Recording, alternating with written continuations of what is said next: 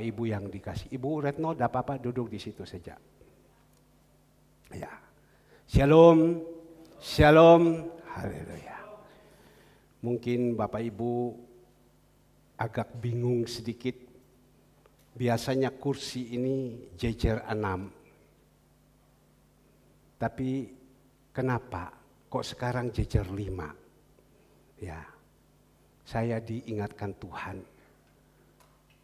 Jangan dibikin 6, usahakan protokol kesehatan itu betul-betul terjaga. Dibikin 5 saja. Baik, saya harus nurut, saya harus taat. Haleluya.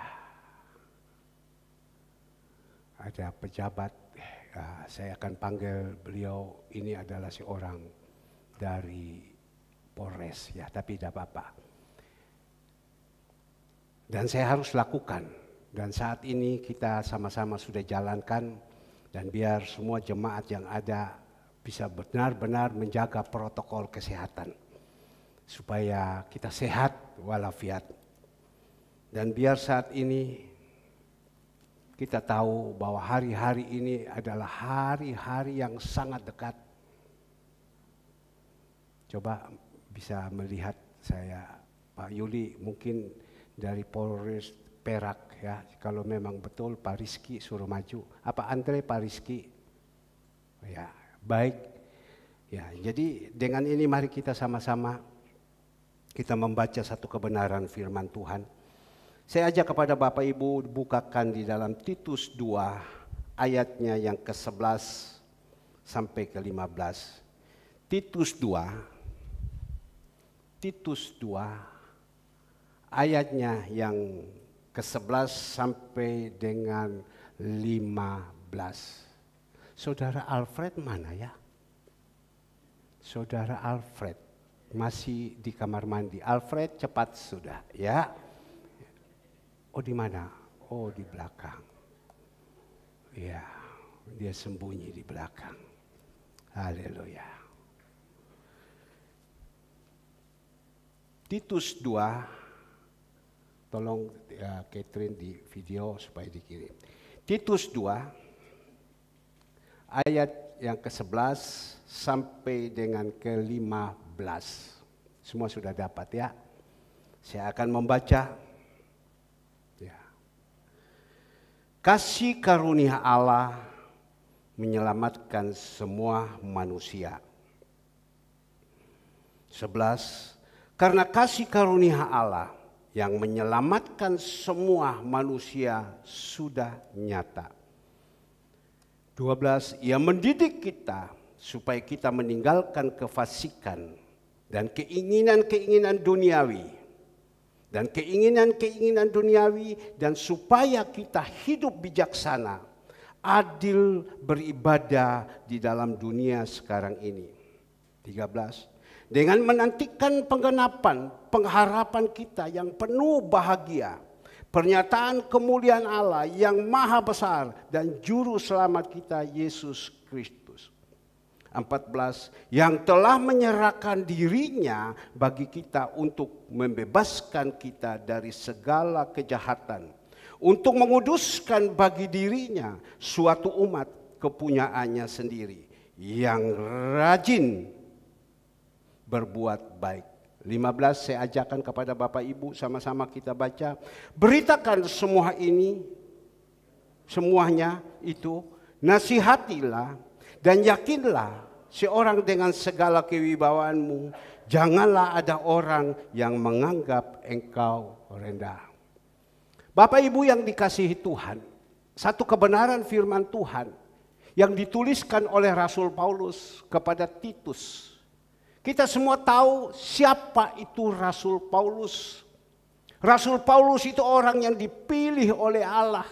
Aslinya dari keduniawian, aslinya hidup di dalam kejahatan. Oleh kasih karunia, dia telah menerima Tuhan Yesus Kristus di Damsyik.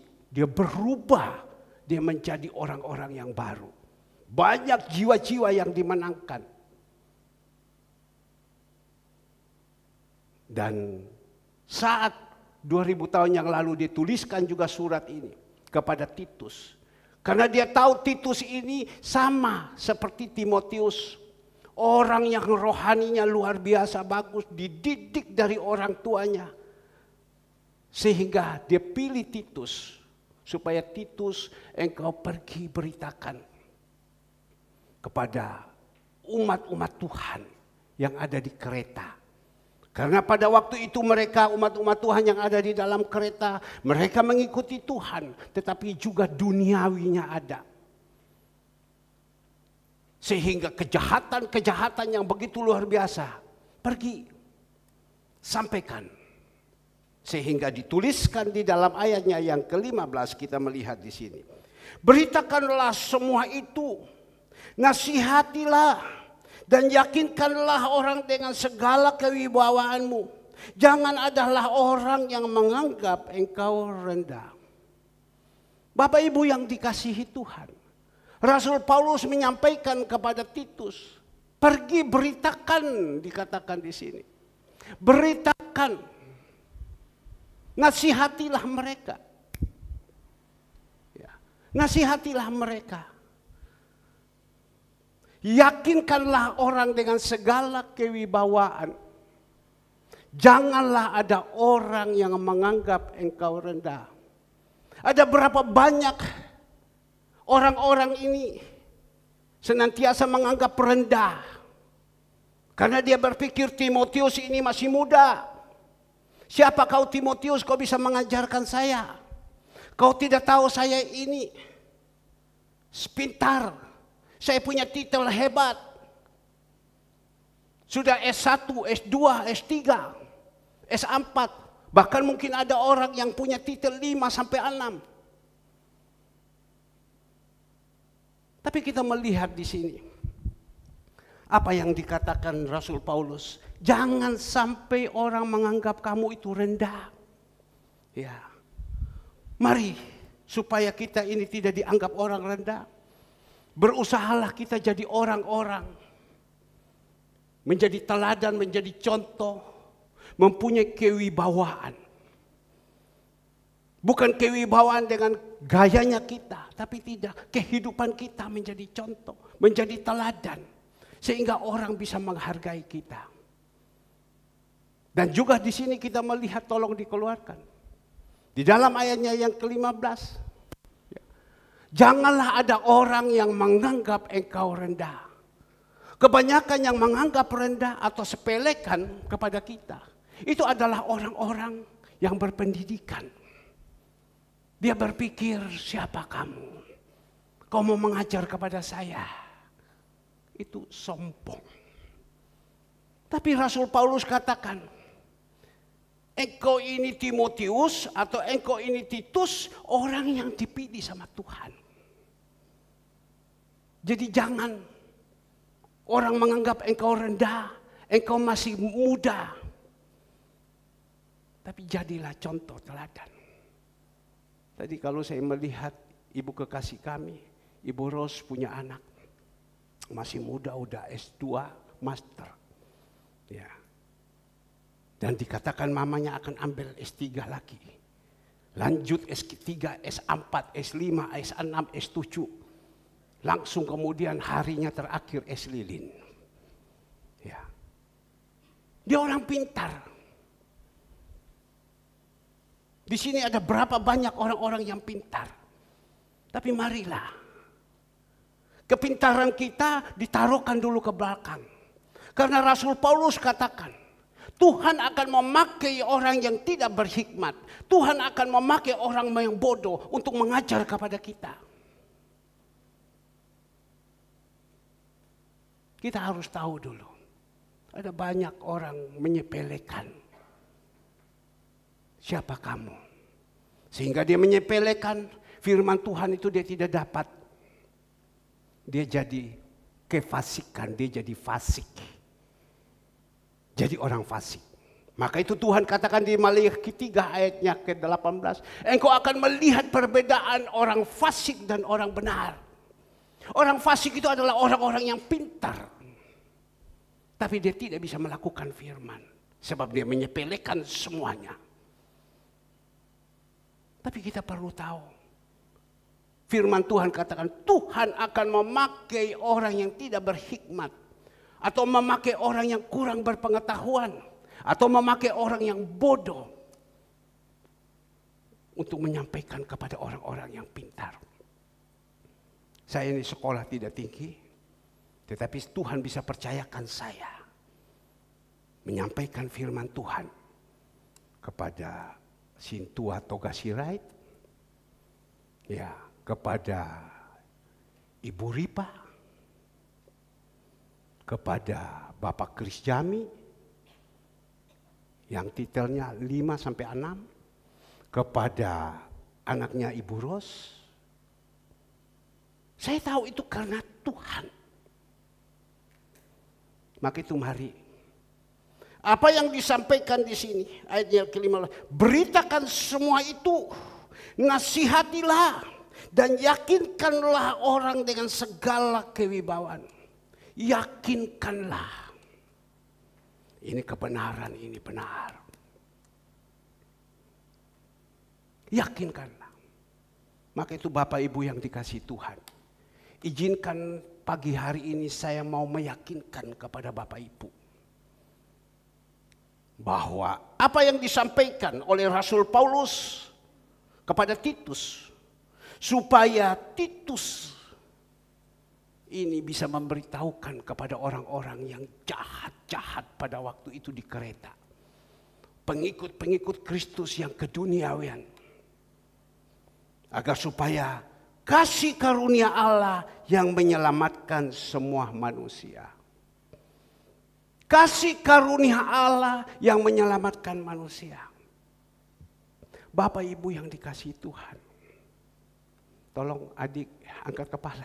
Ya, duduk yang baik ya. Kasih kita sekarang bisa datang kepada Tuhan pagi hari ini. Kita saat ini bisa mendengar firman Tuhan. Ini juga satu kasih karunia. Berapa banyak orang tidak mau menerima kasih karunia. Maka itu di dalam Yohanes 3 ayat 16 tolong dikeluarkan. Yohanes 3 ayat yang ke-16 karena Yohanes 3 ayat ke-16. Karena begitu besar kasih Allah akan dunia ini. Sehingga ia telah mengaruniakan anaknya yang tunggal. Dia mengasihi dunia ini. Sehingga dia mengaruniakan anak yang tunggal. Supaya setiap orang yang percaya kepadanya tidak binasa. Melainkan beroleh hidup yang kekal. Kita tahu bangsa Israel diiringi Musa keluar dari Mesir pergi ke di Bait di tanah perjanjian. Itu kurang lebih ada 2 juta orang. Dan di dalam perjalanan itu mereka hidup di dalam dosa, hidup tegar-teguk, hidup keras kepala. Sehingga putus hubungan dengan Allah. Kurang lebih 450 tahun. Allah tahu kalau seumpama dia tidak utuskan anaknya yang tunggal datang ke dunia untuk menyelamatkan mereka, menebus dosa-dosa mereka. Mereka semua akan binasa. Maka itu di dalam Yohanes 3. Karena begitu besar kasih Allah akan dunia ini. Sehingga ia telah mengaruniakan anaknya yang tunggal. Siapa? Yesus Kristus. Supaya setiap orang yang percaya kepadanya tidak binasa. Kita ini adalah orang-orang yang percaya kepada Tuhan kita Yesus Kristus. Percaya bukan hanya percaya saja dengan mulut. Tapi kita masih tetap hidup di dalam keduniaan yang lama. Dan kita bisa diselamatkan. Sabar dulu. Tuhan katakan kita mau percaya kepada Tuhan Yesus. Menjadi murid Tuhan Yesus. Biar manusia lama kita itu kita harus tinggalkan. Keduniawian kita harus tinggalkan. Karena yang baru itu Tuhan sudah siap. Nah biar pagi hari ini. Kasih karunia yang Tuhan berikan. Jangan kita sia-siakan. Saya ingat Rasul Paulus katakan di dalam 2 Korintus 6 ayatnya yang pertama. 2 Korintus 6 ayatnya yang pertama. Sebagai teman-teman sekerja, Rasul Paulus dengan tegas mengatakan, sebagai teman-teman sekerja, kami menasihatkan kamu supaya kamu jangan membuat menjadi sia-sia kasih karunia Allah yang telah kamu terima. Dikatakan di sini menasihatkan kamu supaya kamu jangan membuat menjadi sia-sia kasih karunia Allah yang telah kamu terima. Kita telah menerima Tuhan Yesus sebagai juru selamat. Di dalam jemaat Tuhan yang ada di sini ada banyak sekali Tuhan pakaikan kepada saya untuk datang menginjil, memberitahukan tentang Tuhan Yesus. Susahnya banget. Bahkan saya datang mereka tolak, mereka lawan. Tapi pada waktu itu saya datang dengan membawa kewibawaan Allah. Mereka bisa terima. Tetapi untuk terima itu membutuhkan waktu. Tuhan bisa memakai terus mulut saya untuk memberitakan kabar baik, memberitakan kabar baik. Sehingga mereka mau menerima Tuhan Yesus sebagai juru selamat, berikan dirinya dibaptis. Cinta mula-mula penuh dengan kasih. Mereka semangat dan semangat.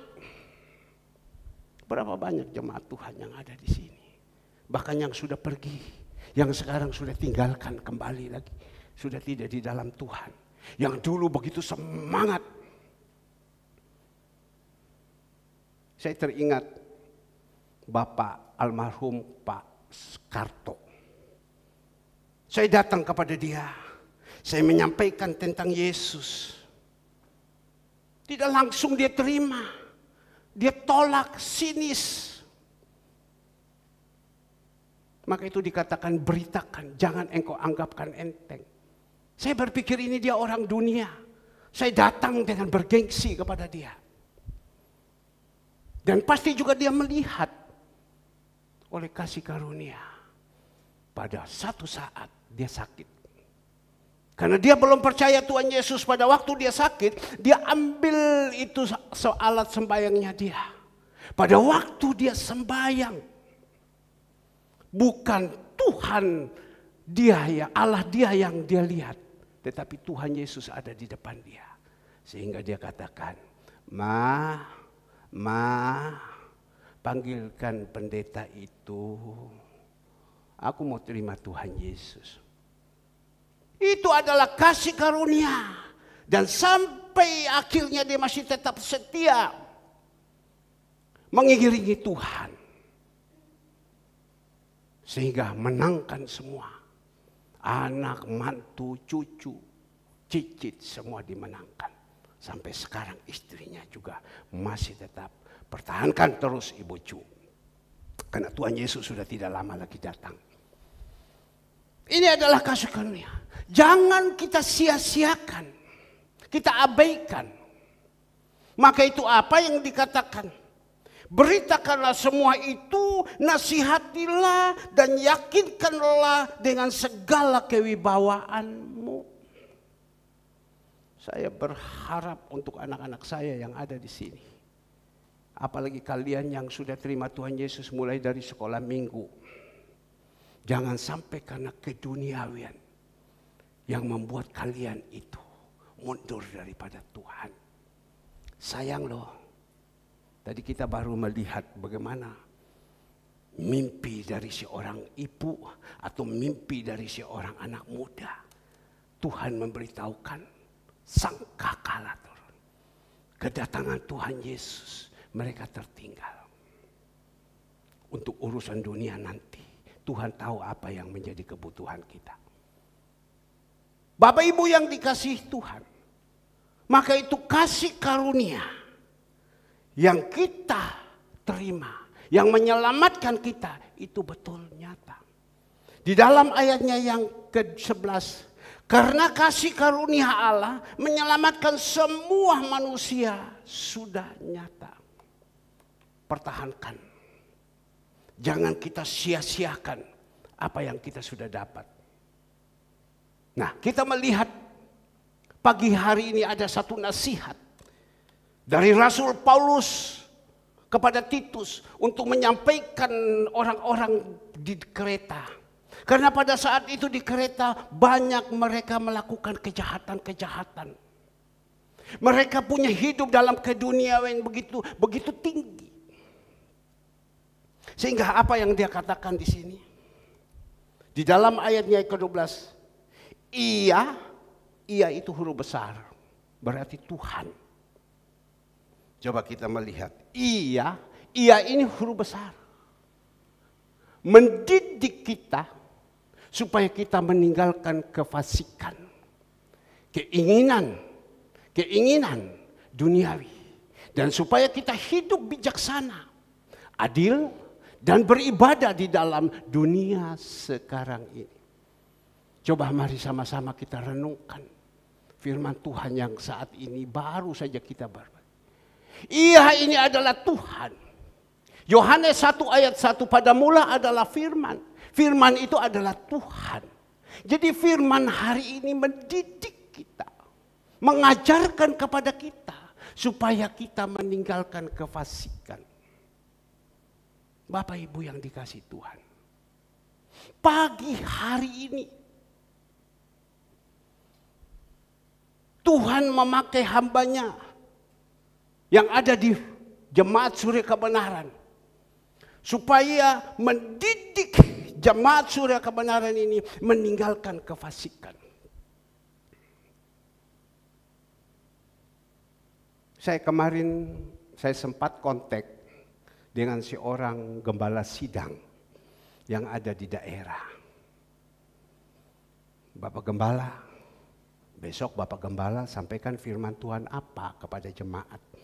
Pak, gereja kami tutup Pak. Covid sudah masuk semua. Banyak yang kena Pak. Jadi kita hanya online saja Pak. Sampaikan firman apa? Bapak Gembala. Ya, saya hanya ditaruhkan Tuhan supaya jemaat ini hati-hati, berjaga-jaga, karena Tuhan sudah tidak lama lagi datang. Oh, cocok saya bilang. Ini video, tolong kau putarkan juga, bahwa Tuhan Yesus sudah tidak lama lagi datang. Tapi kalau Tuhan Yesus datang, apakah kita ini berkenan diangkat atau tidak? Sayang kalau mengiringi Tuhan. Sekian lama Tuhan Yesus datang. Mungkin saat ini dia datang di gereja, diangkat kepada kita. Mungkin hanya 2, 3, 4 saja yang terangkat. Yang lain berkata, loh kok saya di sini? Kok saya di sini? Kok tidak terangkat? Baru di situ nangis. Terlambat sudah kau datang padaku. Benar. Sudah terlambat. Maka itu Bapak Ibu yang dikasihi Tuhan. Di sini dia katakan di sini, ia mendidik kita supaya kita meninggalkan kefasikan. Tuhan itu baik. Tidak ada orang lain yang bisa menasihati kita, mendidik kita supaya kita tinggalkan keduniawian. Tidak ada. Untuk mau nurut saja tidak ada. Hanya bisa firman Tuhan. Susah. Untuk mau mendengar saja nasihat itu susah. Tapi biar saat ini Tuhan ada di sini. Barusan hari Minggu sedang pujian penyembahan. Saya mendapat laporan dari saudara Andre. Bapak tahu, waktu sedang pujian penyembahan hari Minggu, Ibu Retno itu nangis kayak anak kecil mulai dari permulaan sampai akhir, nangis terus. Ibu ditanya sama Andre, kenapa? Wahai Pak Herman, Andre, saya melihat di situ Tuhan Yesus datang di sini, dia jamah satu persatu semua, dia jamah satu persatu semua. Saya nangis, dia datang pegang sama saya, dia jamah saya nangis. Pada waktu Bapamu naik di atas, Tuhan Yesus waktu mau khotbah, Tuhan Yesus berdiri di sini, dia sambil begini. Mas Andre, iya, panggil saya Bu Retno. Bu, apa terjadi betul? Iya. Kenapa ibu tidak kasih tahu saya? Ibu kasih tahu saya dan saya akan memberitahukan kepada jemaat bahwa di sini ada Tuhan Yesus. Iya Pak, biasa kan? Mohon maaf Pak. Pakai mulut ini, apa yang kita lihat kita saksikan. Karena waktu-waktu ini sudah tidak lama lagi Tuhan Yesus mau datang. Jangan bilang, aduh Pak, aku takut Pak. Ini kan dikatakan di sini, beritakan. Kadang kita jadi orang dah mau. Maka itu Tuhan kadang tidak bisa pakai ini hidup kita. Hari Kamis Bapak Ibu yang dikasihi Tuhan. Hanya kurang lebih 23 orang saja yang datang. Saudara Tiffany dia naik di atas ini. Dia mulai memimpin pujian, baru nyanyi saja situ dia nangis. Pada waktu itu doa syafaat, dia datang kepada saya, Pak siapa yang doa syafaat? Tapi saya ingat Tuhan katakan suruh dia, aku mau kasih lagi sama dia, jamah dia. Karena dia semua manusia punya pergumulan. Dia doa, dia nangis lagi. Saya kejar, saya tanya sama dia, siapa yang pukuli kamu nangis? Tidak Pak, dia bilang. Saya naik saja di atas mimbar ini. Saya sudah merasakan hadirat Tuhan. Sehingga pada waktu saya pimpin pujian, saya tidak bisa nyanyi lagi. Saya dijamah sama Tuhan. Saya percaya saat ini Tuhan Yesus juga ada di sini. Kita mau percaya apa tidak? Tapi kita hanya datang sama Tuhan dengan hati yang separuh atau suam-suam kuku. Kita tidak dapat apa-apa. Yang kita dapat mengantok-tok. Coba kita datang kepada Tuhan dengan sungguh-sungguh. Kita akan dapat ini.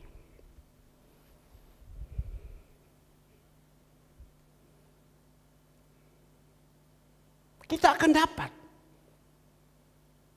Maka itu sekarang Tuhan mendidik kita melalui firman. Supaya Ia mendidik kita supaya kita meninggalkan kefasikan. Kita meninggalkan kefasikan.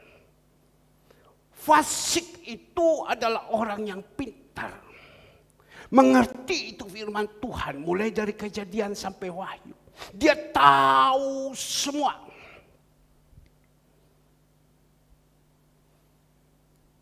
Tapi dia tahu, dia tidak melakukan. Dia tahu, tapi dia tidak melakukan. Dia tahu titik koma, dia tahu ini cerita, dia tahu segala semua, tetapi dia tidak melakukan. Itu adalah orang fasik. Coba kita melihat Matius 23 ayat pertama. Matius 23 itu orang fasik. Matius 23 ayatnya yang pertama. Semua sudah dapat? Matius 23 ayatnya yang pertama. Yesus mengecam ahli-ahli Taurat dan orang-orang Farisi. Yesus mengecam ahli-ahli Taurat dan orang-orang Farisi. Ahli-ahli mengerti semua firman. Ya, tapi dia tidak melakukan.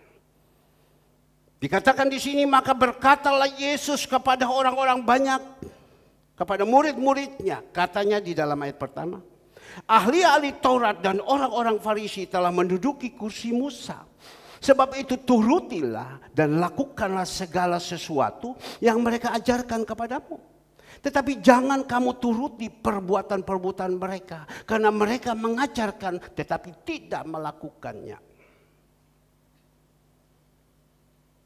Orang-orang ahli Taurat, orang-orang Farisi, orang-orang fasik. Jangan kamu turuti dia. Dia mengajar segalanya semua tetapi dia tidak pernah melakukan. Dia tidak menjadi contoh dan dia tidak menjadi teladan.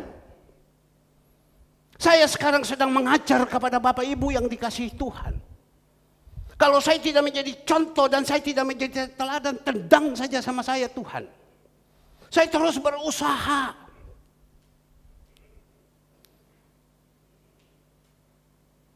Saya ingat ibu kekasih kita, Ibu Budi Setiaputra. Bapak jadi panutan. Kami melihat Bapak. Kalau Bapak tidak jadi panutan, tidak jadi contoh, gua udah mau ke gereja. Kan tidak ada yang dipanut. Tidak ada yang dicontoh. Ngapain? Lebih baik gue di rumah aja. Gue bikin kue nastar. Gue bikin makanan ini, gue jual, gue dapat uang. Daripada gue capek-capek gue datang ke gereja. Gue datang pagi, gue datang sore. Gue datang hari Kamis. Gue datang segalanya semua. Tapi Bapak tidak jadi contoh. Ngapain Pak? Gue datang Pak. Gue di rumah aja. Hati gue udah damai ya. Itu bahasa yang paling berbahaya.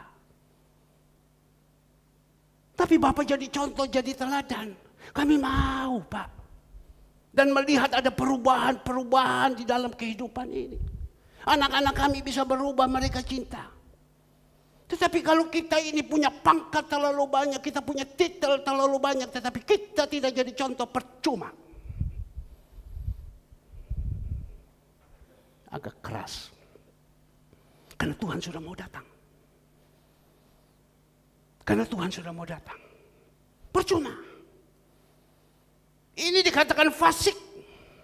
Tuhan bilang di situ. Tinggalkan semua kefasikan. Itu tinggalkan fasik itu. Ini bukan fasik lagi. Dikatakan di sini kefasikan. Berarti sudah terlalu nemen fasiknya.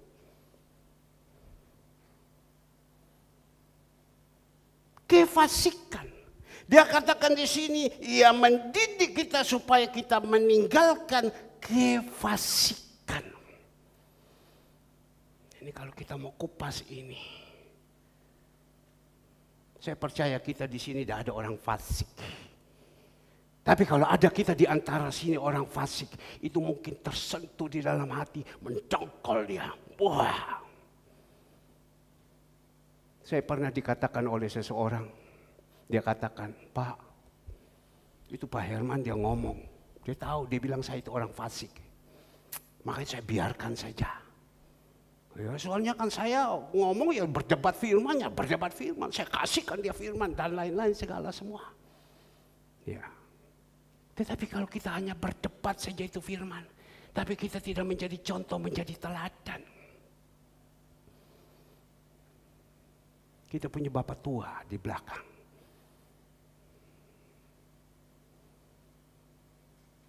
Istri saya bilang, kamu senantiasa berdoa. Bapak Toga Sirait tua, Ibu Sirait tua, Ibu Ripa tua, Ibu Lo tua, Susnon tua.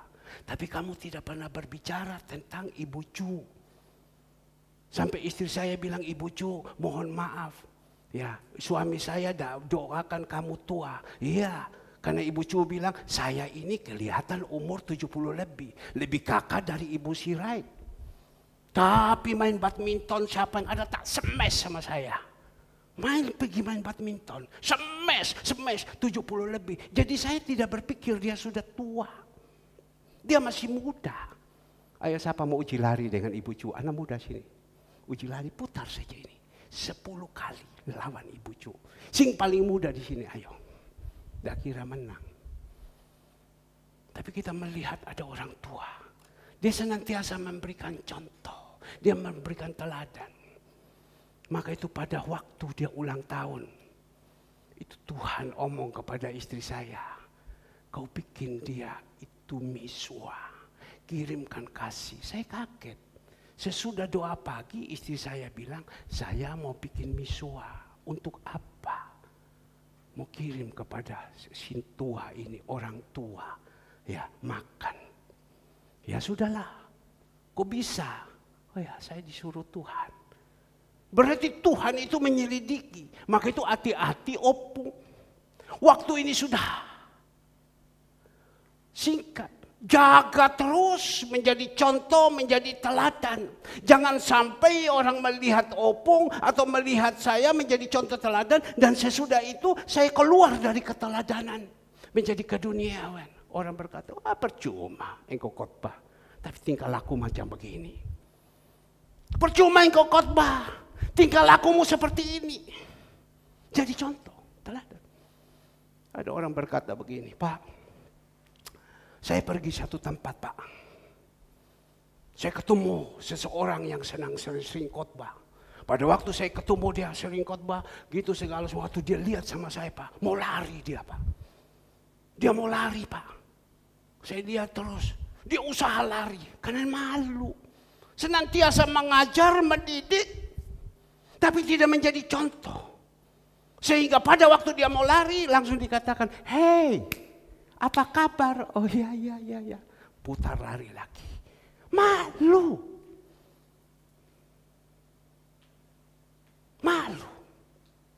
Maka itu Bapak, Tuhan mintakan kepada kita, bukan fasik saja, tetapi kefasikan kita ini, kita harus tinggalkan. Saya minta dalam nama Tuhan Yesus. Karena saya tahu orang fasik itu tidak berkenan di hadapan Tuhan. Karena di dalam Matius 23 ayat pertama, Tuhan ngecam orang ini. Berarti Tuhan tidak suka. Hai kamu ahli-ahli Taurat. Hai kamu orang-orang Farisi. Dikecam terus. Itu adalah orang fasik. Tapi dikatakan tinggalkan, bukan fasik, kefasikanmu. Kefasikanmu, tinggalkan ini. Kita sudah tahu firman, kita tahu segalanya semua. Tidak usah turuti itu dunia, tinggalkan. Dalam nama Yesus, dalam nama Yesus, tinggalkan. Saya tahu ini Tuhan sudah sangat dekat. Tuhan mau datang. Kita melihat kemarin pesawat Sriwijaya berangkat dari Jakarta ke Pontianak. Shoot, baru berangkat, pesawat meledak di atas. Dum, mati 50 sekian orang. Dengan semua kru-kru 60 sekian. Padahal pagi itu saya masih berbicara dengan bosnya. Saya katakan, Pak, saya mendengar bahwa pesawat Nam Air sudah tidak jalan lagi ke NTT. Iya, Pak. Kenapa, Pak? Saya tanya, Bapak punya bawahan Bapak yang di Surabaya, dia katakan pesawatnya rusak. Tapi kok rusak kok sampai sekian lama? Tidak, Pak. Rugi. Pesawat ini jalan rugi. Protokol kesehatan hanya ditentukan muat sekian. Jadi pesawat berangkat itu rugi, pulang rugi. Lebih baik kandang saja. Pada waktu itu saya katakan kepada yang di Surabaya, saya bilang kalau pesawat rusak kan bisa digantikan dengan Sriwijaya untuk masuk ke sana. Ya. Nah, ke Sriwijaya jalannya Jakarta, Pontianak, ada dia punya rute bagian barat, tidak bisa diganggu. Kemarin baru saya berbicara. Ternyata jam 2-3 pesawat itu sudah ini. Mati. Mati konyol. Kalau mereka mati di dalam Tuhan, ya baik sudah diambil, duduk sudah di pangkuannya. Tapi kalau mati di dalam kefasikan, gimana? Maka itu di dalam gereja ini ada seorang pemimpin, seorang gembala. Kita ini sekarang mesti menerima kasih karunia, masih bisa mendengar ini. Untuk supaya kita tinggalkan kefasikan ini. Bukan gampang. Kadang untuk protokol kesehatan, kita lihat tadi ada dari Polres datang untuk memeriksa. Tidak ada protokol, dia langsung tanya jawab, mana pemimpinnya? Dia tidak tanya siapa-siapa, mana pemimpinnya? Ya, tapi saudara Andre bisa tangani. Mana pemimpinnya? Waktu Natal, dia bilang, Pak, saya datang cari Bapak. Saya bilang, Bapak waktu datang kenapa Bapak tidak kasih tahu supaya saya undang Bapak naik di atas mimbar. Saya sudah enak, Pak. Datang di sini. Kadang kita jadi manusia. Untuk suruh datang protokol saja. Ayo tolong cuci tangan. Tidak mau. Sekarang saya yang harus berdiri. Kalau anak-anak muda saja dicuekin semua. Tidak mau. Tapi di sini tidak. Saya hanya lihat mereka datang, mereka cuci tangan. Habis cuci tangan, ayo semprot. Tidak mau, tolong dong. Saya harus rayu, tolong dong, cuci tangan. Sudah cuci tangan. Habis itu, ayo tolong. Tidak mau, tolong dong. Sebab kalau ada apa-apa, itu juga masih ada kefasikan seperti ini. Kadang kita melihat gereja, sudah dibikin pengumuman 6:30 sudah lebih sedikit tutup. Ya, karena apa? Minta supaya jemaat itu teratur. Tapi masih ada juga yang tidak mau. Jam 7 aja saya datang. Jam 7 gereja sudah tutup. Sudah tutup gereja. Saya kasih kesaksian. Hari Kamis, doa malam. Saya duduk di belakang. Tuhan, mana ini anak-anak Tuhan? Waktu pujian, penyembahan, saya kirim video. Saya kan bisa ngecek siapa yang baca, siapa yang tidak. Saya kirim video, langsung dibaca, dilihat. Oh, kok ada di rumah? Ternyata di rumah mereka sedang pegang HP. Saya hanya melihat Tuhan, kenapa hari-hari ini macam begini mereka tidak datang cari Tuhan. Dan disitulah saya pegang Ibu Ripa waktu turun. Bu, Ibu hati-hati Bu ya. Ini sekarang ini COVID ini mencekam Bu. Ibu hati-hati jangan sembarang ya pergi ke luar. Kumpul-kumpul hati-hati Bu ya. Iya Pak, tidak mau saya Pak. Saya hanya mau datang ke rumah Tuhan. Mencari Tuhan. Di situ saya. Tapi pada waktu saya sedang terus saya lihat pujian penyembahan. Apa yang terjadi? Saya diingatkan Tuhan. Tutup sudah itu pintu. Biarkan saja. Mereka datang sudah tidak ada lagi. Pintu sudah tutup. Tutup sudah. Saya dikasih ingat 5 gadis bijaksana dan 5 gadis bodoh. Sudah tutup pintu. Dia mau datang membawa minyak. Dia mau datang membawa pelita. Tapi percuma pintunya sudah tutup. Aduh saya bilang Tuhan. Saya punya anak-anak kalau datang ketutup. Tutup sudah Tuhan bilang.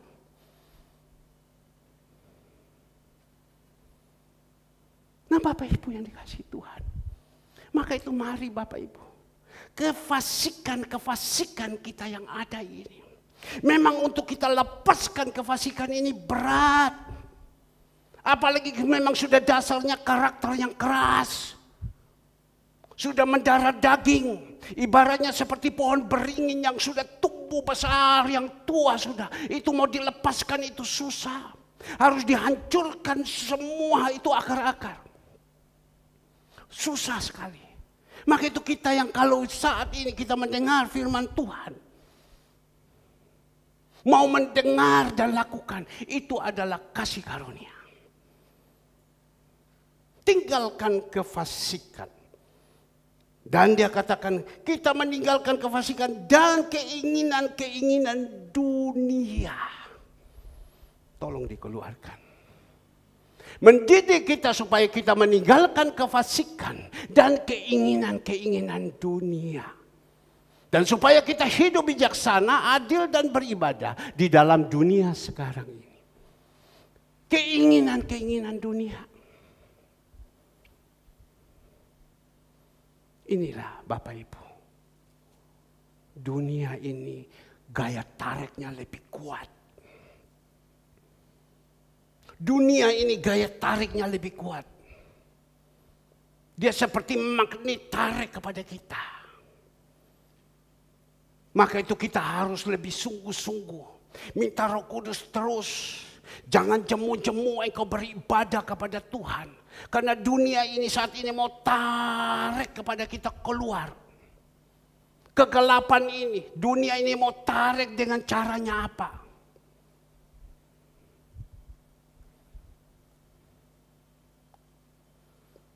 Kadang kita ini mau datang ke gereja. Tiba-tiba ada orang ajak kepada kita. Yuk. Kita ke sini yuk. Ya sudah, tinggalkan sudah. Tinggalkan itu dunia. Tuhan bilang. Coba kita lihat Galatia 5. Galatia 5. Ayatnya yang ke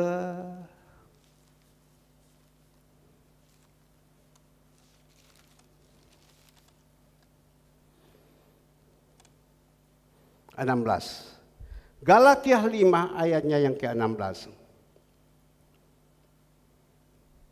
Semua sudah dapat? Saya baca. Semua sudah dapat, sekali lagi ayat 16, tapi perikop di situ. Hidup menurut daging atau roh? Maksudku ialah hiduplah oleh roh, maka kamu tidak akan menuruti keinginan daging. Sebab keinginan daging berlawanan dengan keinginan roh. Dan keinginan roh berlawanan dengan keinginan daging.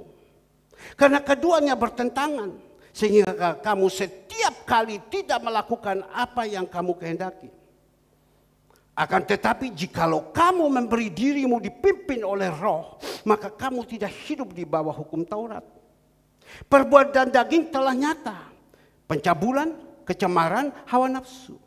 Penyembahan berhala, sihir, perseteruan, perselisihan, iri hati, amarah, kepentingan diri sendiri, pencitraan, roh pemecah, kedengkian, kemabukan, pesta pora, dan sebagainya.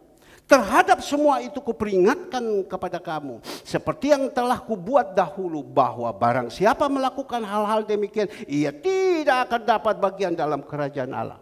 Kalau kita hidup di dalam kedagingan Bapak Ibu, hidup di dalam dunia, Tuhan Yesus datang, kita akan tertinggal. Atau mungkin saat itu kita kena COVID dan dipanggil sudah pulang, di atas sudah tidak ada tempat lagi. Karena di dalam mengiringi Tuhan, hidup hanya di dalam dunia. Kristen dia, dunia didominankan. Kristen iya, dunianya didominankan. Saya dari atas mimbar ini, Tuhan katakan beritakan dan nasihatilah di dalam ayat 15. Saya berdoa supaya jemaat Tuhan di tempat ini sudah percaya Yesus, Yesus. Jangan kita campur Yesus, roh Tuhan dengan dunia. Dua kaki tidak bisa. Satu kapal itu satu nakoda. Jangan kita dunia ikut juga. Dunia boleh, bekerja boleh. Tuhan bilang kalau kau tidak bekerja, cari kang tahu boleh, cari teman boleh. Tetapi Tuhan bilang yang paling penting engkau berusaha supaya hidupmu di dalam roh.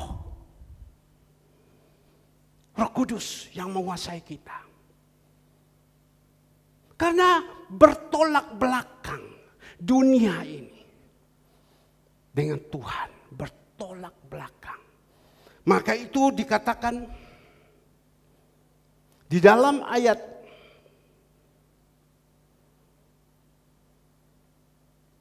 yang ke-18, Galatia 5 ayat 18, akan tetapi jika kamu memberi dirimu dipimpin oleh roh, maka kamu tidak hidup di bawah hukum Taurat.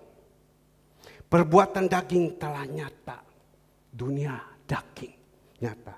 Yaitu apa? Cabul. Saya tidak kupaskan. Kalau kita dalam mengiringi Tuhan, kita sudah hidup baru. Kita masih pergi di luar untuk mencari lagi cabul kiri, cabul kanan. Masih pergi berzina. Itu berarti kita masih hidup di dalam dunia. Hidup kita tidak menjadi contoh, tidak menjadi terang. Tetapi hidup memberikan kecemaran. Sehingga orang melihat sama kita, kok anak Tuhan, kok model begini. Hanya mencemarkan di mana-mana tentang Tuhan. Hidup tidak menjadi berkat. Emosi tinggi, hawa nafsu. Saya berdoa dalam nama Tuhan Yesus. Banyak kita jadi orang dulu itu. Sebelum ikut Tuhan atau sudah ikut Tuhan tapi masih manusia lama. Kristen KTP, hawa nafsunya itu semangatnya luar biasa, emosinya begitu tinggi, tersinggungnya luar biasa. Tapi kalau kita sudah di dalam Tuhan, saya berbicara dengan seseorang, dia katakan, Pak, kalau saya dulu Pak, sedikit diomongi meledak saya Pak. Saya tidak terima, siapa lu? Tapi saya berusaha. Untuk apa? Tidak ada gunanya. Hidup dalam hawa nafsu, emosi. Nah sudah ada satu perubahan. Tetapi kalau kita terus pertahankan, kita akan dibawa terus mengeluarkan buah-buah pertobatan. Ada peningkatan-peningkatan menjadi orang-orang yang lemah lembut. Tadi malam waktu anak kaum muda selesai pulang, saya coba ke belakang, saya melihat, wih ini pohon kelapa ya, musim hujan, buahnya begitu banyak. Saya melihat, waduh buahnya begitu banyak ya, luar biasa. Karena apa? Musim hujan itu air siram terus, sekarang buahnya yang begitu luar biasa. Di samping sini ada yang kecil-kecil saja, waduh manis luar biasa. Berarti buah-buah pertobatan.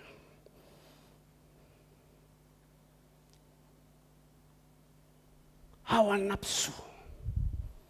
Dikatakan juga di sini. Ayat 20, penyembahan berhala. Kalau kita sudah di dalam Tuhan, hidup kita ini jangan hanya mau berhala yang bawa kepada kita. Bukan berhala sekarang datang kepada ini, bikin nyembah dia dan lain-lain pada zaman dulu, tidak lagi. Sekarang ini HP ini udah berhala. Ada di sini sedang saya khotbah main HP bertobat. Ada di sini yang sedang saya khotbah main HP ini bertobat. Ya, ini HP simpan dulu. Tapi yang kita berapa banyak orang berhala karena HP? Berhala karena harta-harta yang ada. Tuhan boleh dipinggirkan segalanya semua. Tapi dia lebih mendahulukan ini yang dunia ini. Tolong tugas saya jangan dilakasi dulu dalam bulan ini. Karena saya harus ini. Kita sudah tahu Matius 6 ayat 33. Carilah dahulu kerajaan Allah dan semuanya. Maka semua akan ditambah. Tapi sekarang tolong dulu tugas ini jangan ditinggalkan. Bahkan tugasnya dilepaskan karena ada berhala-berhala. Yang harus kita lakukan. Pak, Bu, ingat, tadi film ini sudah sangat dekat Tuhan mau datang.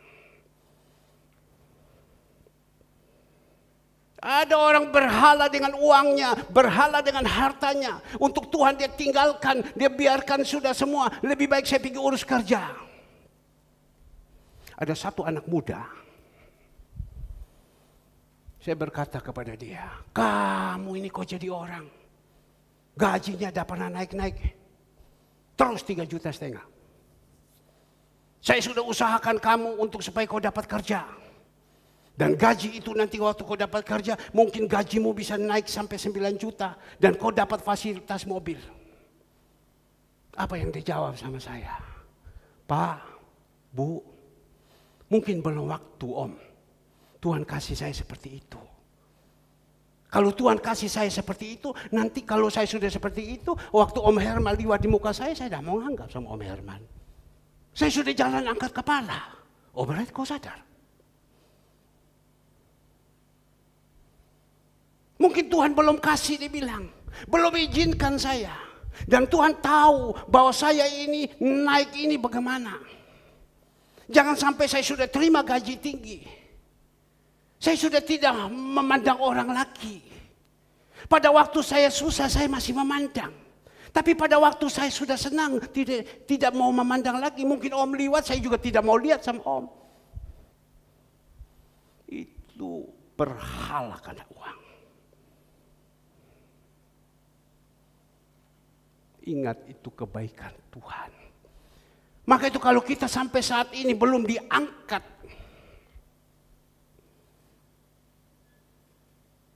kita harus betul-betul jaga. Tapi kalau sudah diangkat, Maka itu saya senantiasa ingat, angkat ini ada dari Tuhan, angkat ini dari setan. Kalau Tuhan yang mengangkat, kita pasti tahu diri. Tapi kalau setan yang angkat, kita ini tidak tahu diri. Mungkin hari ini saya khotbah agak keras, karena mungkin Tuhan Yesus mau datang. Bukan saya menakut-nakuti, ini COVID sekarang lagi serang. Mungkin pulang kita kena COVID. Supaya kita persiapkan diri. COVID kemarin 10.000 sekian. Kemarin dulu 10.000 sekian. Kemarin dulu lalu 9.300 sekian.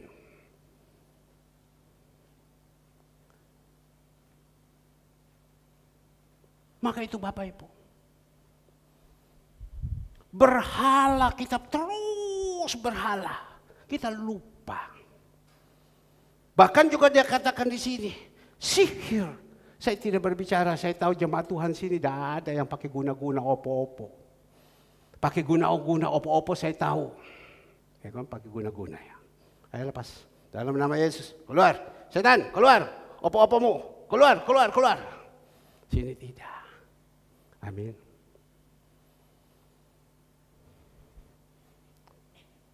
Masih hidup di dalam dunia. Sukanya berkelahi terus. Kerjanya berkelahi terus.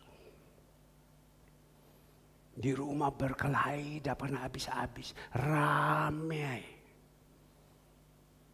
Di tempat kerja, ramai. Di gereja, ramai. Perseteruan. Ramai. Sebentar tidak berkelahi dengan sesama jemaat. Berkelahi dengan gembala. Berkelahi dengan siapa?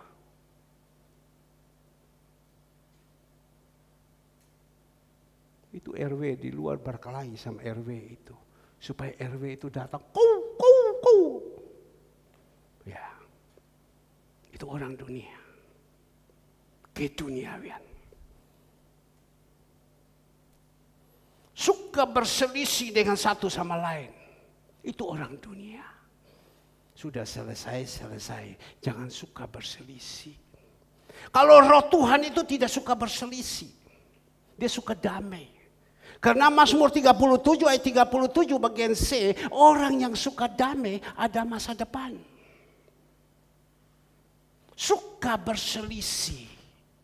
Suami istri berselisih. Anak orang tua berselisih.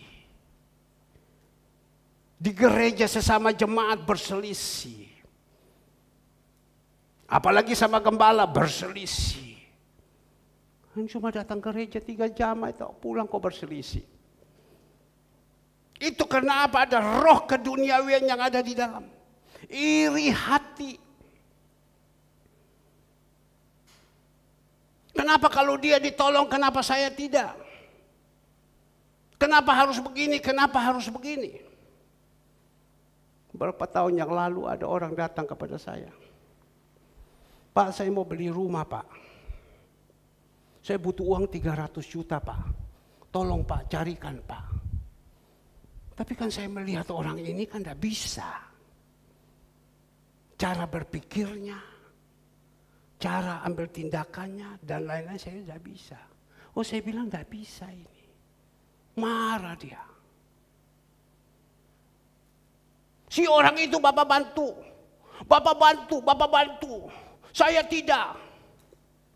Mulai hari ini saya keluar dari gereja.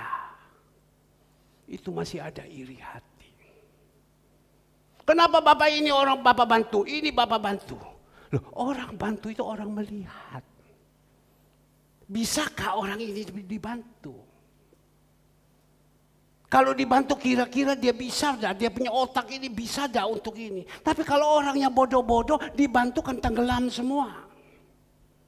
Maka itu ada bansos, bantuan langsung. Jokowi pesan, ini uang yang kamu dapat, ojo dituku no rokok. Ayo dibelikan beras, dibelikan apa, dibantu karena dalam keadaan susah. Dan juga dikatakan di sini amarah.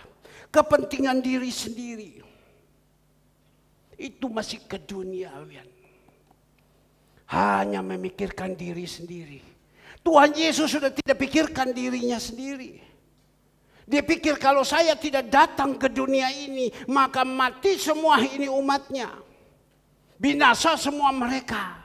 Jadi saya datang, saya tinggalkan saya punya kemuliaan semua, saya siap kaya jadi miskin.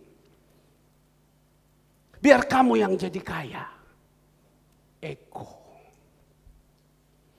Saya juga khotbah, saya mau tanya diri saya, apakah saya juga ini ego? Kalau saya ego juga saya harus berusaha. Maka itu di dalam 11 kedagingan ini. Tidak semua bisa kita, tapi kita berusaha.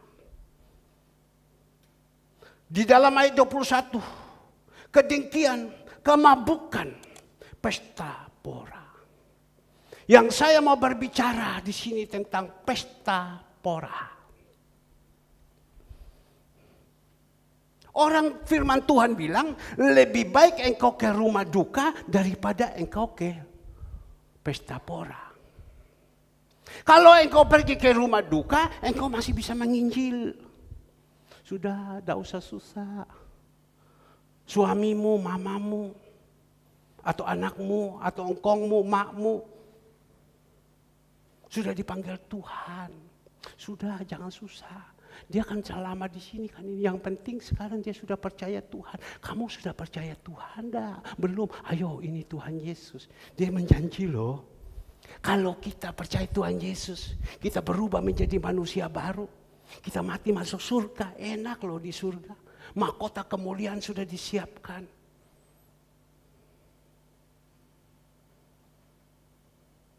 Ayo. Bukan ke pesta pora. Makan minum, pakai makan minum. Enak pesta pora.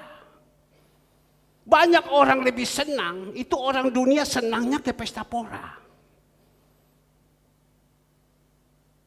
Lebih baik kita ke rumah Tuhan, katanya Raja Daud. Aku bersuka cita, orang katakan, mari kita ke rumah Tuhan. Ibu Ripa, hari Kamis, Bu Ripa, Bu hati-hati Bu ya. Sudah agak umur ya, hati-hati ya. Jaga, tidak boleh kemana-mana Bu ya. Iya Pak Herman, saya tidak kemana-mana. Saya hanya mau datang ke rumah Tuhan. Saya hanya mau cari Tuhan. Ke rumah Tuhan. Ya. Tapi banyak orang senang ke pesta pora. Memang pergi pesta pora itu enak. Kalau tidak ada apa-apa ya tidak apa-apa. Enak. Tapi kita dahulukan dulu, kita sama Tuhan baru kita ke sana. Karena Tuhan bilang, carilah dahulu kerajaan Allah dan kebenaran. Ada berapa banyak orang dia tinggalkan semua tugas-tugas dia untuk dia pergi ke pesta. Maka di dalam gereja, di dalam firman Tuhan, domba itu punya gembala, punya pemimpin. Ibrani 13 ayat 17. Taatilah kepada pemimpin-pemimpinmu. Karena dia yang bertanggung jawab. Bukan tanduklah pemimpin-pemimpinmu. Ingat Nataru. Natal dan Tahun Baru. Pemerintah katakan, ini sekarang kan COVID-nya begitu luar biasa kan. Untuk rakyat Indonesia, perintah Jokowi tanggal 27, 28, 29 tidak ada libur. Terus kerja. Maksudnya apa? Jangan sampai bangsa Indonesia ini karena Natal Tahun Baru pergi concon, jalan-jalan. Karena resikonya berat sekali. Kalau kamu pergi, sekarang ini sedang COVID, sedang ganas, kamu kumpul, pulang ini kan bagaimana? Tapi ini manusia keras kepala. Tetap pergi. Dibikin lagi peraturan. Pergi kemanapun harus melalui PCR. Bayar mereka. Pergi.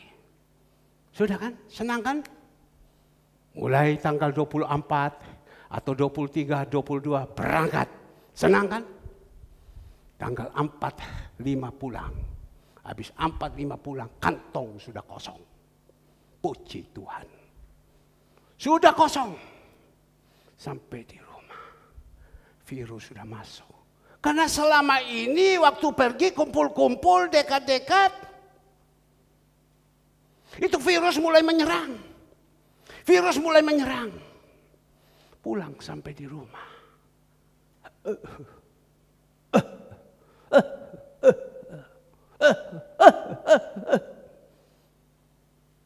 Apa yang terjadi? Periksa.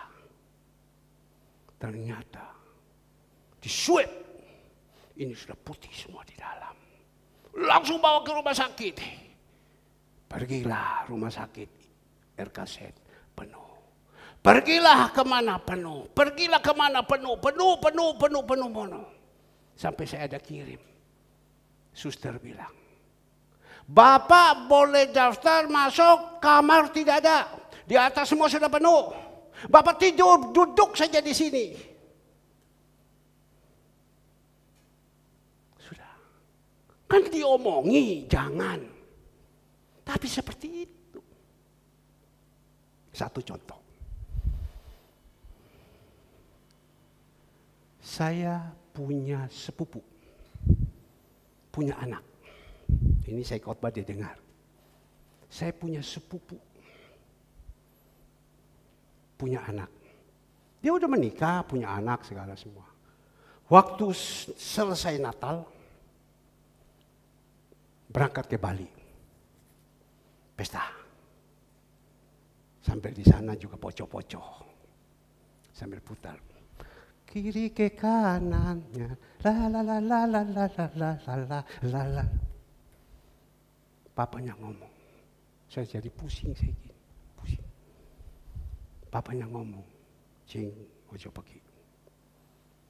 Pak. Suami saya ajak kok papa gini. Ya papa kan hanya ngomong. Jangan. Bahaya. Tapi ya apa kok ajak. Semua satu keluarga berangkat. Ya sudah, papa kan ngomong. Ya kamu sudah punya keluarga. Ya sudah. Pergi mereka. Itu namanya Jin Kut Hau. Arti Jin Kut Hau, kepala keras. Pergilah dia. Pulang. Di sana kumpul. Pulang biasa. Sampai di situ tanggal 31, tanggal 1. Pulang kamu tanggal 1. Dinban, malam tahun baru. Kita kumpul dulu keluarga. Karena biasa, kumpul, pulang, dia datang bawa virus. Tidak tahu, dia bawa virus. Waktu dia bawa virus, kumpul tanggal 31, keluarga semua dia bawa. Sesudah tanggal 1 dia ke gereja, dia pelayanan. Segalanya semua. Mulai kumpul segala semua. Apa yang terjadi Bapak Ibu? Satu gereja sekarang kena semua. Satu gereja semua kena. Yang sekarang gembalanya yang begitu sehat, yang sempurna, jaga betul-betul kena. Wakil gembala kena. Pelayan-pelayan Tuhan kena. Dia punya om kena. Semua kena.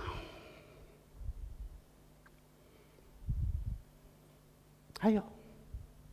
Bapaknya ngomong, gara-gara kamu membawa penyakit keras kepala, sehingga semua kita kena. Kemarin di muka si orang ibu, saya ngomong, saya video call. Saya punya sepupu. Pesawat sekarang tidak ada. Pesawat sudah tidak ada ke sana. Mereka harus berobat. Di sana tidak ada obat. Mereka berusaha sekarang charter pesawat datang ke Surabaya. Kalau punya uang charter pesawat ya ada apa-apa. Kalau tidak mati konyol. Saya tanya dengan ponakan saya yang 2 minggu lalu saya doakan di sini spesialis. Ya apa, Ibu Dokter Novita? Ya bisa, dia bilang sini tidak ada alat, sini tidak ada obat. Ya mati konyol. Semua pada takut. Sekarang gereja itu tutup, gembalanya kena, semua kena. Salah siapa? Kan keras kepala. Diomongi tidak mau dengar, keras kepala. Kena semua. Dari malam kakak saya yang paling besar, dia telepon sama saya. Kamu tolong berdoa sama Tuhan Yesus, dia bilang. Supaya minta Tuhan Yesus kasih kuasa. Supaya kamu doain orang COVID semua ini supaya sembuh. Saya bilang kau juga harus bertobat, saya bilang. Ya. Ini Bapak Ibu. Mohon maaf kakak saya. Yang Ibu Siska yang Darmo Santoso Raya. Sekarang ada di Rumah Sakit Nasional Hospital. Suami istri ada di sana. Mereka kena COVID nih. Karena pada waktu itu ke Blitar, kumpul-kumpul di sana, ajak saya, tetapi saya tidak mau. Pulang. Dia kembali lagi, dia punya toko, ada di PGS, dijaga. Ternyata dia kena suaminya, kena pembantunya. Semua masuk ke rumah sakit. Cari rumah sakit, tidak ada rumah sakit yang terima. Cari rumah sakit, tidak ada rumah sakit yang terima. Untung kakaknya punya power dengan Rumah Sakit Nasional Hospital yang punya teman baik di telepon. Malam juga itu dibongkarkan satu kamar, dimasukkan mereka di dalam. Tapi masih pun begitu kan bayar. Setiap hari suntik 2 juta. Setiap hari suntik 2 juta. Habis itu suntik lagi obat yang 20 juta. Suntik obat yang 20 juta lagi. Ai, kamu jaga baik-baik ya. Jangan kamu kena sengsara. Mana suamimu? Itu di kamar sana. Coba kau kasih video suaminya. Saya panggil suaminya. Tadi baru suntik 20 juta lagi. Besok lagi suntik. Kalau punya uang. Satu saat 3 hari yang lalu. Dia berkata kepada saya. Dia bilang. Kirim kasih saya perjamuan kudus, saya mau minum. Oh, kamu minum perjamuan kudus. Bagaimana cara kau minum? Ya tak ambil tak minum. Ya itu namanya Kristen, tidak ngerti firman. Ya tidak, saya bilang. Dia sudah dibaptis, terima Tuhan Yesus, cuma memang mundur. Sudah, saya pimpin, saya bilang. Saya panggil, saya kasih meja di sini. Langsung melalui video call. Istri saya, kedua anak saya, kami nyanyi menyembah dengan video call. Saya pimpin, saya nangis sama Tuhan. Tuhan tolong, saya bilang kakak saya. Tolong Tuhan, saya katakan kepada dia. Sebelum kita makan, kita periksa diri dulu. Ayo kau dengan saya berdamai dulu ya, saya bilang. Iya, dia bilang, saya minta maaf ya kalau saya salah ya. Karena dia 1 bulan lebih dengan saya clash. Bukan saya bilang keles dengan saya dia karena COVID, tidak. Tetapi sebelum kita makan dulu. Keles karena apa? Karena gara-gara buat batu kubur. Ya, bongpai. Mintanya begini, mintanya begini. Saya bilang sudahlah dengan begini saya. Tapi dia orang wah berontak marah namanya kakak. Ya sudah, kita selesaikan dulu ya. Sudah ya, ya sudah ya, saya minta maaf ya. Ya sudah saya maaf. Ayo sudah hati yang enak. Kita nyanyi, kita makan dan minum. Kemarin. Saya kontak sama dia, saya doakan lagi. Dia bilang aku udah sembuh, dia bilang. Berikan kemuliaan untuk Tuhan Yesus. Tetapi saya belum boleh pulang karena suami saya ini tidak ada yang urus. Itu lo lagi terkapar terus di sana. Wah, dia bilang, dia bilang, bocin jangan sampai sakit. Dia bilang kalau tidak punya uang jangan sampai sakit, mati bodoh, dia bilang. Ingat, bocin, tidak punya uang, jangan sampai sakit, mati bodoh, dia bilang. Ini penyakit, aduh, menyengsarakan. Tidak bisa tidur malam, pakai ini alat, wahai, ini alat berapa kami sewa. Saya ngomong di sini. Bapak Ibu yang dikasih Tuhan, untuk saya juga kalau saya tidak jaga, nanti kalau sakit, jangan kita teriak Tuhan ampun saya. Tuhan bilang engkau sudah dengar itu firman. Seperti ini. Kemarin saya berbicara dengan saya punya sepupu. Kita lagi berbicara mau charterkan pesawat. Ya. Tapi gimana Surabaya bisa terima? Dia punya adik ada di Jakarta. Dia bilang jangan datang Jakarta terlalu penuh. Ya, Surabaya juga bagaimana? Tapi yang kita melihat sekarang, kumpul itu berbahaya sekali. Pesta pora.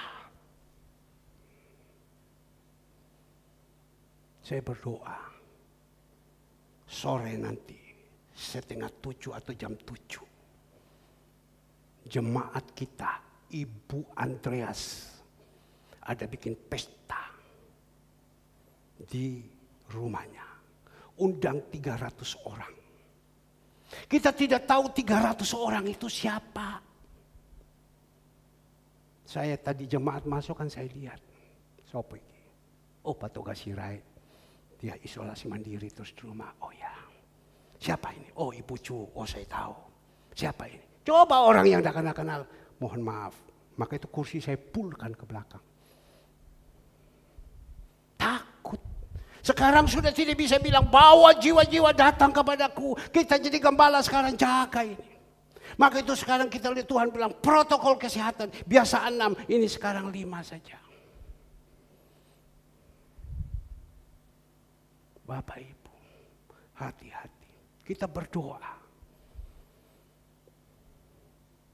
Diminta supaya ya memang kita ini kan kekeluarganya mendalam. Diminta Ibu Retno dengan Pak Yuliardi berdiri di garda depan. Maka itu gembala harus tahu. Berdiri di garda depan. Memang saya tahu. Ada Jawa dipakai topi, dipakai baju ini segala semua. Orang datang gini. Orang datang begini. Saya dengar. Pada waktu Ibu Andreas mengatakan kepada saya, Pak, kami rencana tanggal 10 Pak, gini-gini. Oh ya Bu, ya baik. Saya berdoa Bu ya. Rencana saya sore ini saya mau tutup gereja. Semua pergi. Tapi Tuhan bilang tidak. Tidak. Tapi dikatakan ada suruh Ibu Retno, Pak Yuli bagian garda depan. Tuhan kasih ingat. Bu Retno itu gulai tinggi kayak ngono. Pak Yuli yang paru-paru, Pak Yuli yang paru-paru begitu. Datang ini virus klaster 2 punya datang. Ketemu siapa kau Yuli? Siapa kau Retno? Dia tinggal datang itu kau shut gitu lah. Yang susah kan kalian. Yang susah gembala. Benar kan? Yang susah gembala. Saya bilang, Bu, tolong Bu. Jangan disuruh Bu Retno. Jangan disuruh Pak Yuli. Wong loro iku Bu. Tolong jangan Bu. Oh iya, baik Pak. Ini malam juga saya telepon dia. Bu Retno bilang, tolong makasih Bu. Makasih. Dipikir Bu Retno, dia bilang, iya saya baru terpikir. Biasanya saya tidak berpikir. Maka saya bilang hati-hati. Kumpul orang banyak dan saya coba menghubungi teman saya dokter. Dia bilang itu prasmanan, dia bilang sangat berbahaya. Itu makanan-makanan disusun semua dan kita mulai berdekatan. Biasakan kalau orang tuku kita berdekatan terus. Tidak mau jaga, tidak mau mundur. Sebab ambil bagian. Tapi le tuku ya kita mundur. Tapi waktu mundur kita tidak tahu. Baik kalau kita berhadapan di sini, sekarang kita ketemu dengan Ibu Cu. Betul toh Bu Cu? Tapi kalau kita ketemu dengan Ahmad Mulyadi, yang kita tidak tahu. Di sini tidak ada namanya. Yang baru pulang, dia berpikir kita kumpul. Sebelah lagi ada Ramlan. Di sebelah lagi ada ini, ada ini. Kita kumpul, itu kena. Diambil ini sendok. Makanan. Diambil. Masuk.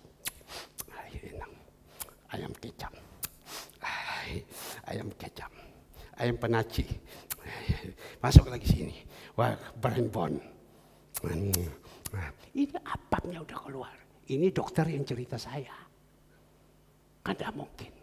Tutup. Mau makan ya opong. Turun lagi. Acam-cam. Itu sendok dipegang terus ini.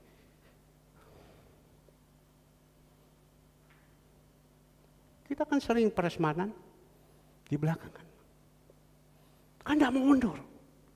Mundur wong tua sih. Anak-anak muda kari-kari sih yo. Kari balung kamu karena gigimu kusik kuat. Orang-orang tua itu loh didisik. Om itu pokoknya foto yang muda pepet terus. Magi sebentar di belakang ada jual. Oh ini makanan ora tuku. Ambil dah para beli. Tapi habis selesai pulang, di depan ditunggu suruh bayar. Tapi kalau di sana kan bahaya. Maka itu saya berdoa. Tolong Tuhan. Bapak Andreas. Tolong Tuhan Ibu Andreas. Tolong Lola, tolong suaminya, tolong mamanya Bu Andreas, tolong Dila, tolong Tole. Memang saya tahu jemaat ada beberapa yang sudah telepon, Pak. Mohon maaf Pak, kami tidak pergi, tapi angpaunya tetap jalan Pak. Kami takut Pak. Ada jemaat yang sudah telepon sama saya. Ya tidak apa-apa saya bilang. Karena ini juga alasan yang baik. Saya kemarin dulu saya telepon sama Lola. Karena saya tahu ini anak saya. Kalau ada apa-apa risiko. Di TV itu orang bikin macam begitu, langsung polisi datang, tangkap, pak, masuk. Itu lihat itu, maklumat dari Kapolri itu kan ada tempel di situ. Tidak ada kumpul-kumpul di dalam pesta. Saya ngomong hati-hati ya kamu. Kamu sudah pikir baik sudah Om, tapi orang jawab kan, wes Om, nggak usah omong COVID Om. Tidak apa-apa itu COVID Pak, Om. Ini mau pesta Om. Ya wes, kamu sudah lapor di polisi. Oh enggak Om, ini bukan kebagian polisi Bu Om. Ini angkatan laut kita sudah omong sama RT. Ya wes, cuma kan hanya diingatkan. Kita doakan. Tolong. Kalau ada jemaat yang mau pergi. Kalau bisa jam 10, jam 11 malam. Sudah habis selesai kan tinggal, tapi juga mau makan sisanya juga sudah semua itu virus-virus kan sudah masuk juga semua. Ya sudahlah, angpau sebentar kita kumpul kita kirimkan. Sore ada ibadah, ayo kumpul kita ibadah lagi. Kita doakan supaya jalan, karena mereka mau harus lakukan. Sudah kadung itu uang masuk. Ada yang dikatakan sebentar. Jam 2 sudah harus ke sana, mau di make up. Ya kita berdoa. Kita berdoa. Tolong Tuhan, tolong. Ada beberapa jemaat sudah ngomong, Pak bagaimana Pak, mohon izin Pak. Kami tidak pergi Pak. Kami takut Pak. Kami tidak takut Pak, takut. Ya sudah, saya bilang. Nanti ngomong, Bapak bagaimana? Itu rahasia saya. Nanti kan dilihat aja nanti malam. Bapak Gembala itu ngomong supaya kita gini, tapi dia nomor 1 dia makan di sini. Dahlah, saya berdoa. Seperti yang mana kita lihat sepupu saya punya anak. Dia bawa datang di gereja, semua pendeta kena, gembala kena, jemaat kena. Gereja di Sumba itu tutup semua. Karena ini waktu. Maka itu ada kefasikan di dalam hidup kita, jangan kita teruskan. Memang kadang Ibu Andreas itu orang baik. Baik, dah enak. Bu Retno bilang, Bu, ojo marah aku Bu yo. Ojo marah aku Bu yo. Aku ki guloi tinggi. Cinyo gulanya 400 lebih. Cinyo kan di sana dengan Bu Andreas api. Wes pandah Pak, aku dah mulai dah pergi Pak, aku nang gereja. 400 lebih. Bu Andreas, suamiku Pak Yuli dulu. Baru alecin, betul. Pesta pora. Lebih baik kita ke rumah Tuhan. Sudah diberkati di sini, sudah semua. Tapi karena mereka mau kita sama-sama. Bu, aku tak kasih doa lebih baik Bu ya. Kalau udah ada angpau, sudah kering sekarang ini, uang sudah habis, gaji sudah habis semua, ya sudah, sumbang doa lebih baik. Hati-hati, anak-anak saya mungkin ada yang dapat tugas, kalian hati-hati. Saya punya sepupu, cucunya kena. Cucu umur 2 tahun kena. Dua-dua kena, ya Allah. Cucu kena. Dah jahat ini. Nah, sekarang kita melihat. Dikatakan lagi di sini. Sudah terlalu panjang sudah ini, tapi tidak apa-apa, ini bagus. Ya. Haleluya. Ya, benar. Nanti pesta kan lebih panjang lagi sana. Tapi ini lebih panjang, ini bagus. Ini kan berupa nasihat. Kita melihat. Dikatakan di sini, kefasikan ayat 12, Titus 2 ayat 12. Mendidik kita supaya kita meninggalkan kefasikan, keinginan-keinginan dunia, dan supaya kita hidup bijaksana. Bijaksana.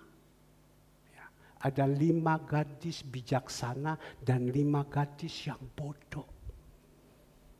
Tuhan minta kepada kita supaya marilah kita ikut dari 10 gadis ini. Tuhan pakai perumpamaan ada 5 gadis bijaksana, 5 gadis yang bodoh. 5 gadis yang bijaksana dia terima Tuhan. Dia terima pelitanya, dia terima minyaknya. 5 gadis yang bodoh, dia terima Tuhannya, pelitanya dia terima, tapi minyaknya dia tidak terima. Pada satu saat, waktu itu dipikir Tuhan masih lama datang. Tiba-tiba Tuhan datang seperti pencuri. Bingung mereka. Yang punya pelita, yang punya minyak komplit, dia sungguh-sungguh sama Tuhan. Emang gua takut? Tuhan datang oke. Tapi di sini yang bodoh ini dia tinggalkan. Waktu dia lihat Tuhan datang, dia datang kepada yang bijaksana. Minta dong minyak, dah isa. Pergi dia cari. Tapi yang bijaksana ini dia sudah komplitkan semua, sudah sungguh-sungguh dia datang. Masuk Tuhan bilang, marilah kamu orang yang bijaksana, masuk bersama. Yang bodoh ini, dia pergi cari minyak. Pada waktu dia dapat itu minyak, dia put sampai di situ. Pintu sudah tutup. Seperti doa malam Tuhan katakan, tutup itu pintu. Ini gereja kita sekarang, jam 7 udah tutup. Nanti akan turun lagi kurang seperempat tutup. Habis kurang lagi setengah jam tutup. Jadi yang sering datang terlambat, kalau nanti sudah tidak bisa masuk, ya sudah. Jangan marah, kenapa gereja tutup? Ya ini, gereja akhir zaman. Yang suka terlambat pasti karena ketutup, sudah tidak bisa. Hari Kamis ada yang datang. Jam 7 ibadah, jam 8 dia datang. Itu oleh kasih karunia, anugerah Tuhan. Itu pintu sudah ditutup, Tuhan bilang tutup. Bukan itu, hari Minggu sore. Minggu sore, jam 4, jam 5 dia datang, tutup. Untung dia masih terus. Biasanya wis jano. Wis ngomong aku wis toko pintu wis tutup. Siapa salah gini-gini. Tapi dia masih berusaha. Dia kedor terus. Vina lihat. Ada orang. Larilah. Sudah Pak Yuli ke sana dengan Andre. Buka pintu. Dia masuk. Dia merasakan tidak salah juga. Mah biasa. Terlambat itu biasa. Jangan jadi Kristen KTP dong. Sekarang ini kita harus sungguh-sungguh. Bijaksana. Maka itu kita jangan jadi Kristen yang bodoh. Tetapi harus menjadi Kristen yang bijaksana.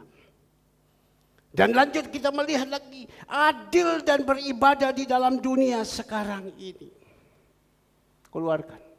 Adil. Ya. Adil dan beribadah. Bijaksana, adil dan beribadah di dalam dunia sekarang ini. Kenapa saya senantiasa menekankan kepada Bapak Ibu supaya beribadah kepada Tuhan? Karena Tuhan sudah ngomong. Di dalam Keluaran 23 ayat 25, tolong dikeluarkan. 20 Keluaran 23 ayat 25, tolong dikeluarkan. Tetapi kamu harus, itu kata harus. Tetapi kamu harus. Ini bangsa Israel ini dipimpin oleh Musa keluar dari Mesir pergi ke Kanaan. Di dalam perjalanan itu ada padang gurun yang begitu luar biasa. Tuhan minta supaya kamu harus beribadah. Supaya beribadah, supaya hati ini enak. Dalam menghadapi tantangan-tantangan, kekeringan-kekeringan, kamu beribadah, kamu mendengar firman. Enak. Kamu harus beribadah kepada Tuhan. Bukan beribadah kepada Mammon.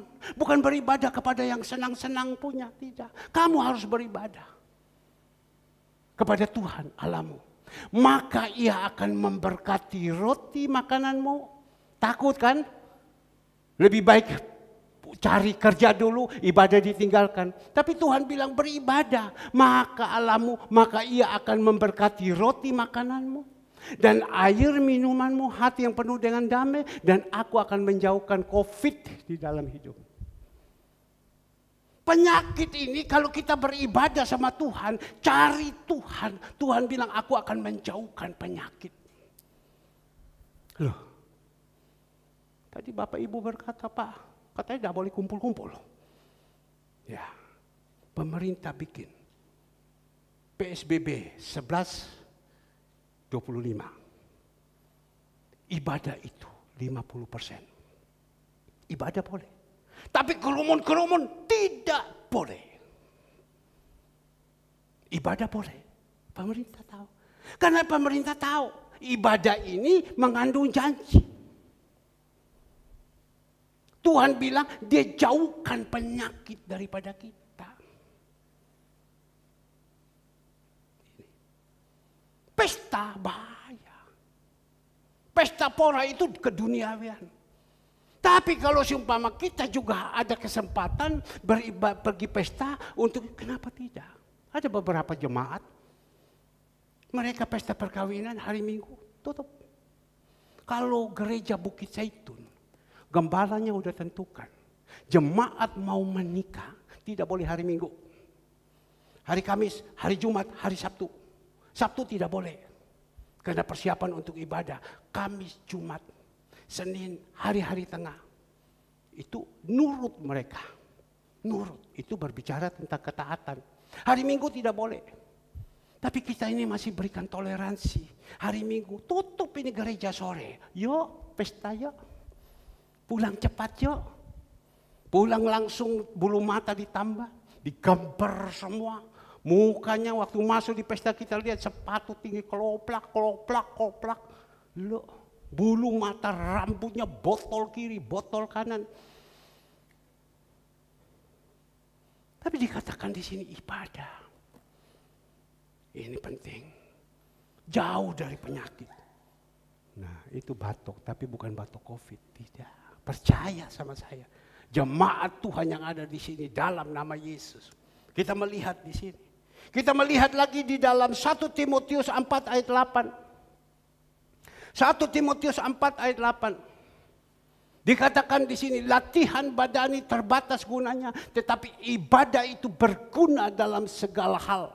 Karena mengandung janji baik untuk di hidup ini maupun untuk hidup yang akan datang. Ibadah. Tidak ada orang bisa ibadah seperti ini. Semua gereja tutup.